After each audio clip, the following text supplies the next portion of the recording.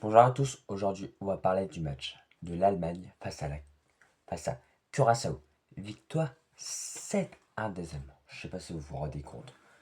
Je ne sais pas si vous vous rappelez le fameux 7-1 face au Brésil. C'était un match plutôt assez cruel pour les Brésiliens qui disputaient leur Coupe du Monde, en plus au Brésil. Donc ça m'a fait penser à ce score. Mais franchement, j'ai pas compris. En deuxième période, ils se sont écroulés alors qu'en première période, c'était un jeu plutôt assez équilibré malgré qu'il avait quand même 3-1 pour les Allemands en première période. Bah, les buteurs, franchement, ça a plutôt été assez varié.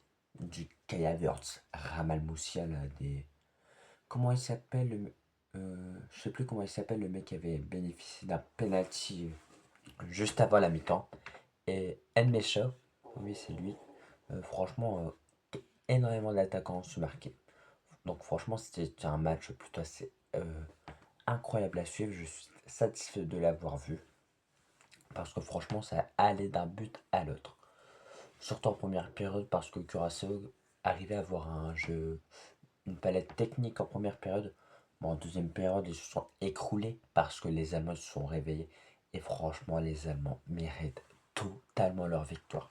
Peut-être que vous allez trouver ça un peu injuste le résultat. Car ça montre que Curaçao, c'était franchement une équipe nulle, sans manquer de respect. Mais ils ont quand même réussi à un moment pendant un quart d'heure à faire match nul 1-1 face, au- face à l'Allemagne, composé de joueurs comme Manuel Neuer qui est certes il est dans la quarantenaire, mais il peut toujours nous sortir des matchs exceptionnels.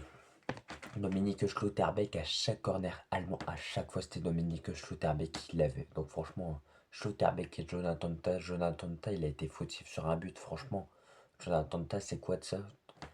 Comment tu peux faire une erreur comme ça alors que quand même tu joues dans un bon club et surtout dans une nation qui est suivie.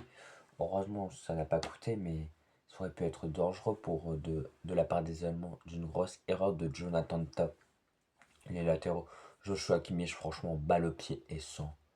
Je connaissais parfaitement son niveau et ce joueur, mais franchement, même à 31 ou 32 ans, il a toujours la grinta, il gratte toujours autant de ballons. Franchement, Joshua Kimmich, toujours aussi performant. Après Florian Wirtz, certes, il a fait une saison clairement décevante avec Liverpool. Je ne vais pas vous mentir. Mais franchement, avec l'Allemagne, à chaque fois, il est fort. Même dans ce match, je l'ai trouvé performant. Il a peut-être fait des passes décisives. Mais si j'ai pas de bêtises, ce soir, il n'a pas marqué. Ramal Moussiala là-bas, dès l'entame de la seconde période, il marque un but. Franchement, Ramal Moussiala, tu peux être fier de toi, de ton match. Parce que toute la moitié de saison, il a été blessé. On se rappelle tous en Coupe du Monde des clubs lorsque Donnarumma le blesse gravement. Donc voilà. Kai Havertz, il a fait un bon match. Parce qu'Arsenal, parfois, il était le remplaçant de Hugo Keras. Mais franchement, Kai Havertz, c'est pas vrai, un pur neuf. C'est un 10 faux neuf. Donc franchement, Kai Havertz, excellent match. Par contre, le match de l'Euro Sané, il était catastrophique. Il laissait un passement de jambes directement en touche.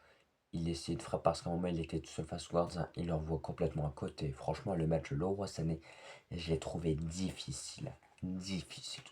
Franchement, déçu de sa part. Après, c'est Leroy Sané, hein. On connaît tous que parfois il peut faire des matchs tellement décevants que, que ça nous surprend, quoi. Tout simplement. Mais ouais, les Allemands, franchement, excellente équipe. Excellente équipe. Franchement, je peux rien leur dire. Avant le match, je me disais, ouais, non, c'est quand même pas des favoris. Mais peut-être que ça m'a fait changer d'avis parce que Curaçao, comme je vous ai dit, en première période, ça jouait plutôt assez bien, mais en seconde période, ça s'est écroulé petit à petit. Donc franchement, bien joué de la part des Allemands. Qu'est-ce que je peux dire d'autre? Ah oui, c'est le match, pour l'instant, qu'il a eu le plus de buts. Peut-être que ce serait le match avec le plus grand écart de buts. Donc franchement, l'Allemagne, toujours aussi performant lors de ses premiers matchs. Parce qu'en Coupe du Monde 2018, ça se fait éliminer car c'est troisième. 2022, c'est la même. Donc franchement, les Allemands, vont sûrement se qualifier, vu que maintenant il y a un meilleur troisième. Et avec ce match-là, ça garantit presque à 100% d'être, au cas où si ça se passe mal les deux autres matchs, d'être le meilleur troisième. Parce que je vois très très mal l'Honduras gagner au moins un seul point. Donc ils vont finir dernier avec 0 points. Ce serait la pire équipe de tous les chapeaux, si je peux appeler ça comme ça. Donc voilà. Franchement, bien joué de la part de l'Allemagne. Curaçao peuvent être déçus, malgré qu'ils ont marqué leur premier but de leur histoire en Coupe du Monde. Mais voilà, hein. Qu'est-ce que je peux vous dire d'autre? Franchement, rien d'autre, hein.